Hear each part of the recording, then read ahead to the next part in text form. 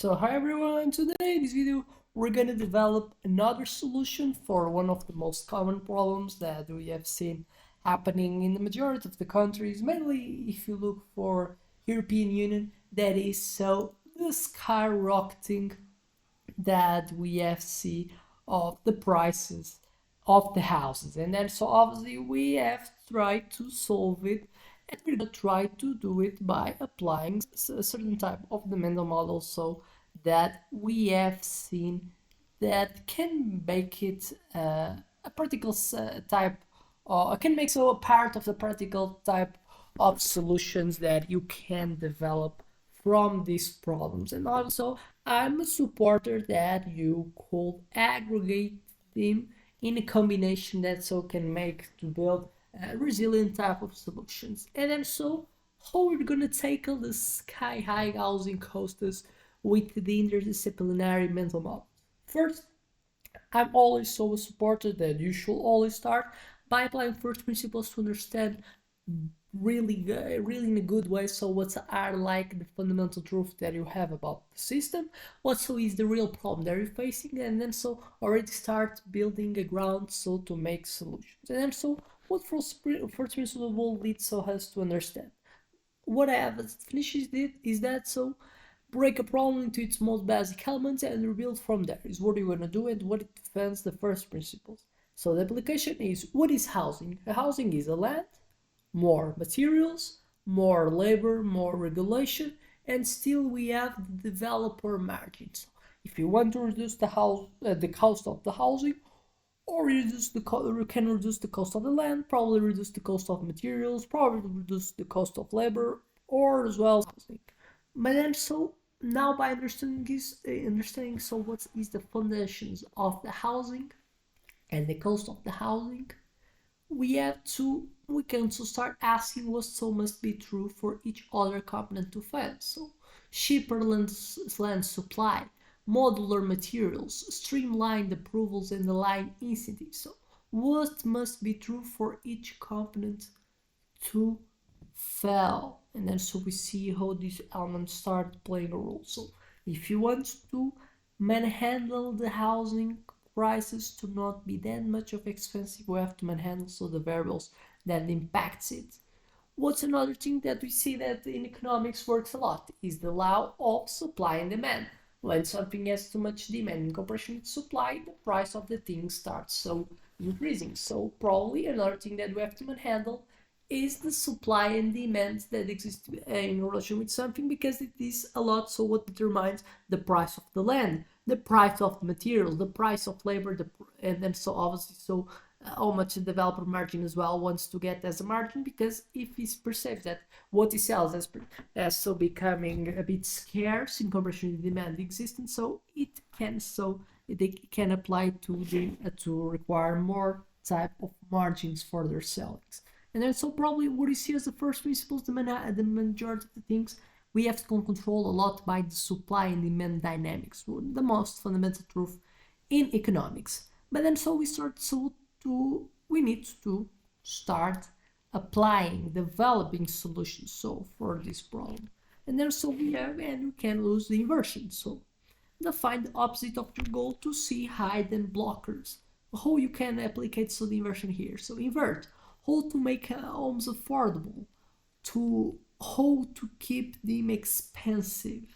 So how to keep them expensive leads you again so to understand this fundamental truth that we have so understood in the first principle. So identify actions like strict zoning, long permit delays, high developer taxes, then eliminate or reverse them. Then after that, if you want to manhandle, you cannot manhandle in all directions.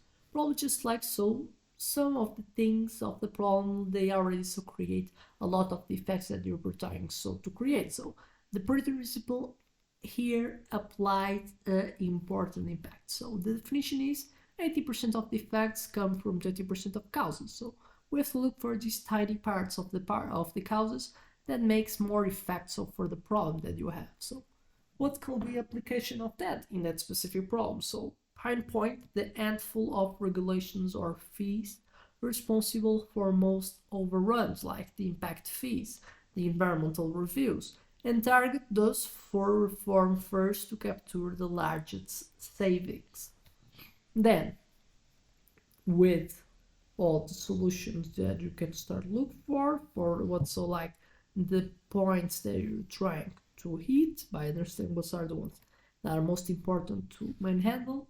You also can have other type of filters so to understand better the quality of your type of solution that is. So the secondary thinking, so anticipate the downstream consequence of any intervention. The second ones, third ones. So application fast track approvals, short-term gains, but might encourage sprawl. Mitigate by coupling with urban infill incentives and green space requirements to avoid bleached out suburbs. Another thing that can be useful is what Harcum's research says to us is that simpler solutions are often best. So what could be the application of this in that specific problem? Before chasing 3D printed homes or artificial intelligence design, implement simple zoning tweaks like allow duplexes, backyard cottages, and as well mixed-use conversions of underused commercial buildings. But what are like other methodologies that can be useful for us? Some other ones are important, mainly the ones that you probably take from economics, since this is an economic problem. So resources that's being overpriced in our perception because it's requiring perhaps a lot from the resources that is money that you get. It takes a lot to get these resources. So we can look for some of the mental models in economics that can apply here to make us so understand better how to solve this problem. Another one that's important, so is the price elasticity of demand. Definition: measures how quantity demanded reacts to price changes is a bit of what we have been declared, but what is important in the application of this mental model is that understand the small reductions in mortgage rates or down payment requirements can unlock a larger pool of buyers, but rent controls can distort supply if too stringent. See how these mental models help us so to understand consequence of our actions, help us to predict better the consequence of our actions and solutions. Another one that's important in that scenario is externalities. And what is the externalities? Is that definition is the cost or benefits borne by third parties. And what's the application also in this problem? Negative: traffic pollution, school overcrowding from dense developments. Internalized so by charging congestion fees, funding local infrastructure, or mandating developer contributions for parks and schools. Another one that I will say is important is the principal agent problem. So by definition, what it is: misaligned incentives between decision makers, the agents, and owners, the principals. What's the application here? Dynamics between the landlords versus the tenants. Landlords underinvest in maintenance if short-term profit is their sole goal. So introduce performance-based tax breaks tied to long-term occupancy rates, and tenant satisfaction could also be something to look for. Tragedy of commons, another thing that's applied in this problem. Definition so of the tragedy of commons is individual users deplete a shared resources. What's the application here? Free curb parking or underpriced street space leads to congestion and underuse of public transport. What so is the application is assign tradable parking permits or dynamic pricing to manage curbside resources fairly. Another thing that probably you have to look is the incentive structures that we have in our economy. So what's the definition? Design rewards and penalties to shape behavior. So what's the application here? Offer reduced land use fees for developers who allocate less than 20% of units as below market housing. Or no, I'm saying the wrong way. So it's offered the reduced land use fees for developer who allocate more than the 20% of units as below market housing, and so impose third taxes on vacant units to discourage speculative white holding. Low diversion as well, another thing that I want you to look. What censoring can be useful here? What censoring? Initial exposure to a number sets a mental benchmark. Application here: present prospective buyers with lower reference prices by highlighting net costs after tax credits or rebates rather than stickered prices alone. Nudge theory and choice architecture, I will also look to apply it. The definition is subtly steer decisions without restricting options. The application so could be default new subdivisions to include affordable unit options. Home buyers must opt out rather than opt in. Place rental assistance info prominently in lease renewable reminders.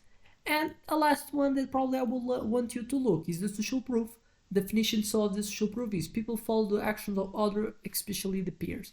What could be the application here in this problem? Is publicize success stories of mixed income developments that drive shifting perception and spurring wider acceptance. See how the citizen action plan is map the fundamentals, eliminate barriers by understanding the inversion, applying the inversion or the Pareto, couple reforms with safeguards with the second order externalities, the start simple by using the Occam razor, align the incentives that you're trying, the principal as incentive structures help it, and leverage human behavior by using the price elasticity, the loss aversion, ensuring social proof. And then so you can already get good solutions to solve this problem. So I expect these videos make you get insights. I expect it was enough to like the channel and subscribe, and I hope to see you in a next video. So see you in the next one.